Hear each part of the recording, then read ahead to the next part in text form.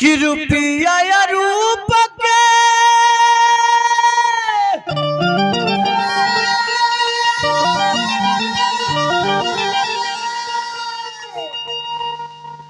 पुजारी सारी दुनिया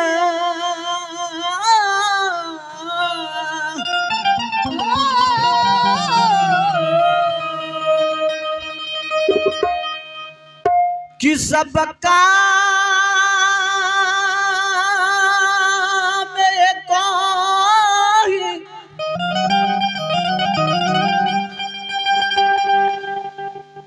बीमारी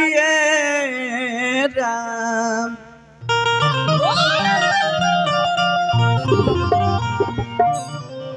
केहू के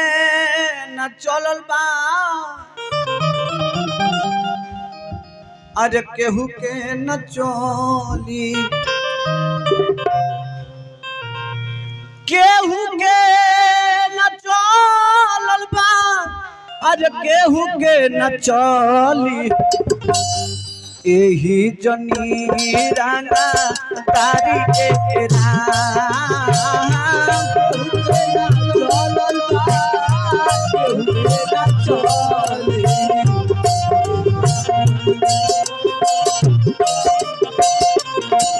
केहू के न चलल बाना केहू के चली एही जनी राना तारी केहू के न चलल बा केहू के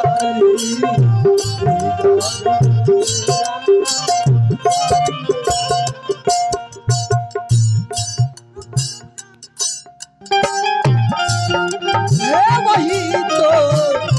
होना है रब जो चाहे वही तो होना है आदमी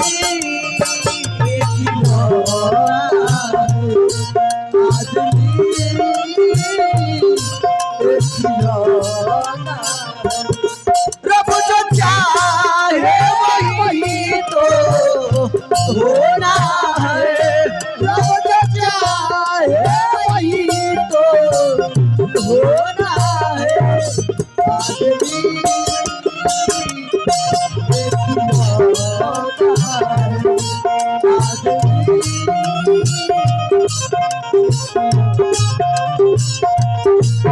केहू के न चलल बा न केहू के चली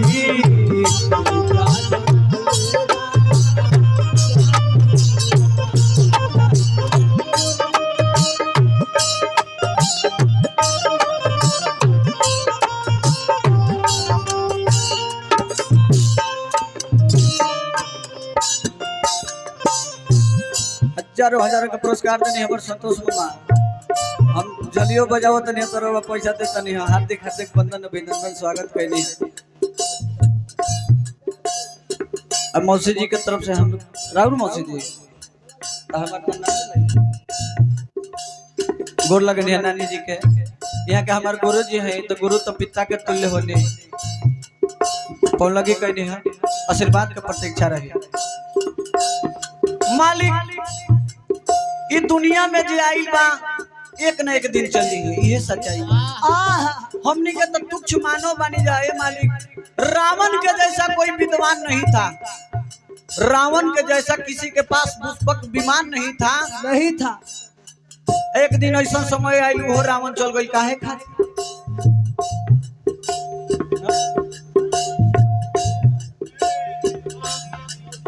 मौसी जी के पाँव लगे कहने आशीर्वाद का प्रतीक्षा नानी लगे यहाँ के मौसी लगे हमार तो नानी लगे हम तो लड़का न यहाँ के मामी लगे पाँव लगे कहने अच्छा हमारा बेरी कुल 20 टकिया निकल गए हमारे गुरुजी के बड़ा 100 टकिया निकलत घर परिवार से तो तू बउआ बाबूजी के बेटा लो हो तो बेटा के तो छोट बबुआ के ढेर मिलेगा चाहे का मामा बाबूजी के बेरी बार का बेटा के बेरी छोटका ना लेकिन बेटा के बड़ा बड़का तन मिलेगा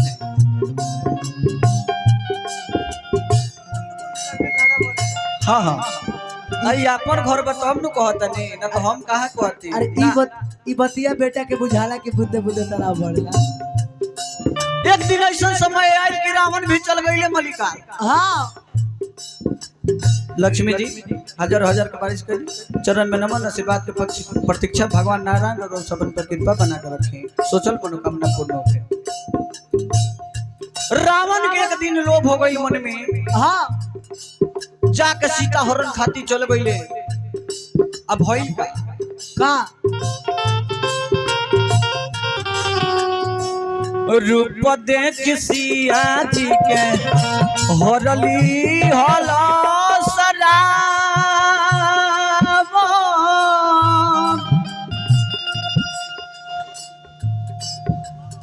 सुनील मामा हमारे गुरु जी का मामा बानी हजार हजार का पुरस्कार देनी चरण में नमन आशीर्वाद के परीक्षा। बेटा सजिंदो के फेरे में रहे के बा कमलेश बाबा के लइका चला दिए नहीं हो ना तो टुगटा पर लइका रोवत रहे सब। हां तार तो दसा डोब के भइल निचवड़ बा। रूप देख सिया जी के होटली हलो सदा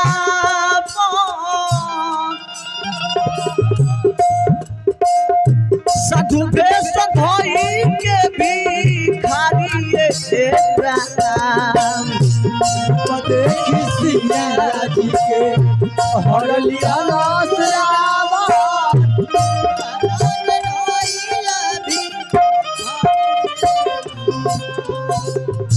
छल से बनाई दिहलो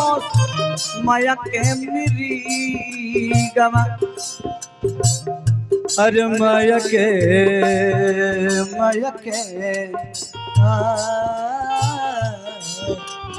अरे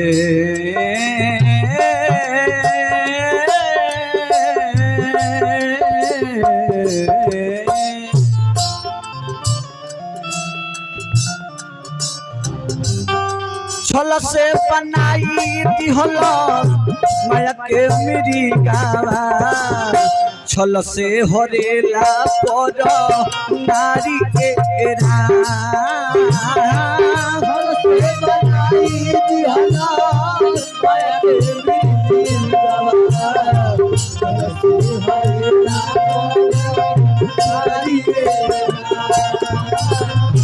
छल से बनाई दिहलो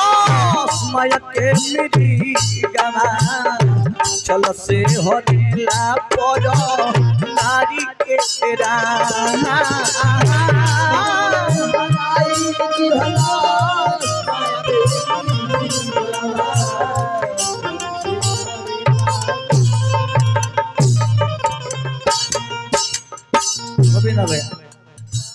परम पूज्य हमारे गुरुदेव कमलेश बाबा हजारों हजार के आशीर्वाद देली। पैसा ना है गुरुदेव राउत तो पैसा पैसा होइले ना। हाँ ये आशीर्वाद समझ ये आशीर्वाद है। बस रवा से हम ये कामना करब जैसे छत्र छाया बना के रखले बनी हमेशा बना के रखी रही बेटा हमरा मत। तू ही लागो तेरा बह के बेटा कमलेश बाबा के तोरा के हम भाई माने नहीं जी। अब मुंह मत खोलवा ना तो पूरा समाज जाना था कि हम कितना सुंदर लड़का है। जाए दो चाचा चुपचाप गाओ। बात महाभारत में गई मालिक दुर्योधन के कोनो धन के कमी रहे ना संपत्ति के कमी रहे मामा ना रहे तब तो मन में लोभ आ गइल अपना भाई के धन खींचे खातिर कौन करम ना कतल महाभारत तक ले रचा गई। इहे माया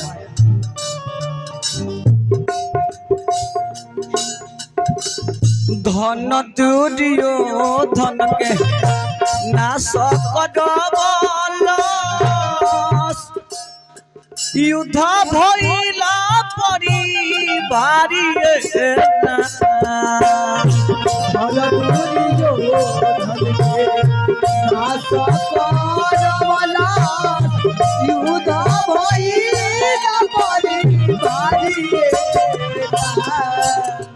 धन दुर्योधन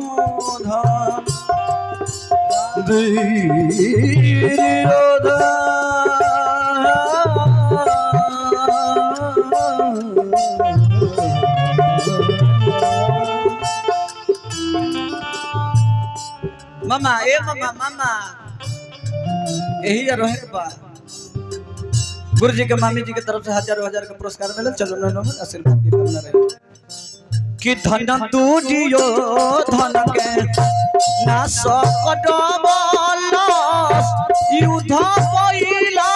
परी भारी ए राम धन दूरियो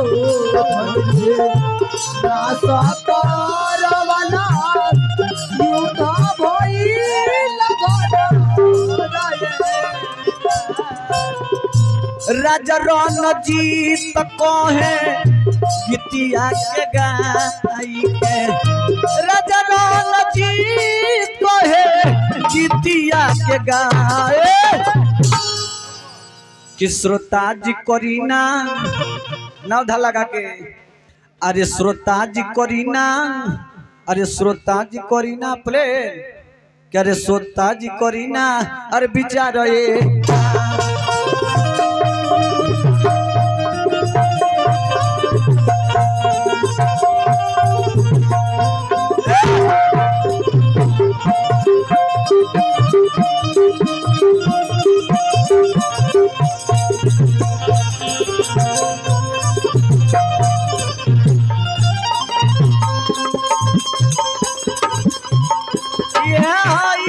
छपरा